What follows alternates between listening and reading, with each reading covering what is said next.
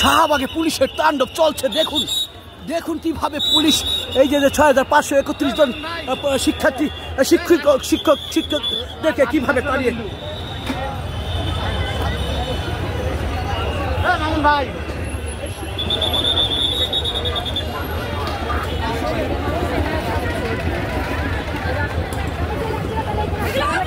প্রতিবাদ সম্পর্কে আপনাদের প্রতিবাদে কি বলবেন?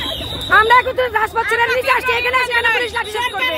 এই দমন নীতি আমরা এই সরকারের দমন নীতি মানি না, মানবো না।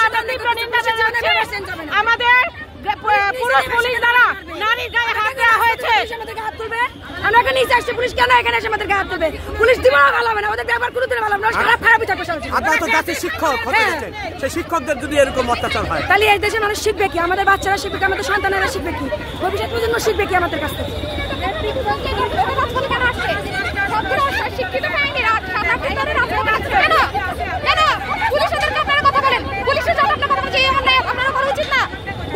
এই যে 6531 জন শিক্ষিকা তারা কিন্তু শাহবাগে তাদের চাকরির জন্য তারা কিন্তু আন্দোলন করছে। আর সেই আন্দোলনে আজকে পুলিশ কিন্তু শাহবাগে থেকে তাদেরকে জলকামান দিয়ে তাড়িয়ে দিয়েছে এবং এখন কিন্তু মারমুখী অবস্থায় অবস্থিত। পুলিশ কিন্তু চতুর্দিক থেকে তাদেরকে ঘিরে রেখেছিল এবং তাদেরকে কিন্তু আক্রমণ করার হটিয়ে দেয় এবং শাহবাগের মূল ফটক থেকে তাদেরকে কিন্তু তুলে নিয়ে আসে এবং সেখান থেকে পুলিশ তাদেরকে ধাওয়া করে শাহবাগের দিকে শাহবাগ থেকে তাদেরকে ধাওয়া করে নিয়ে আসে।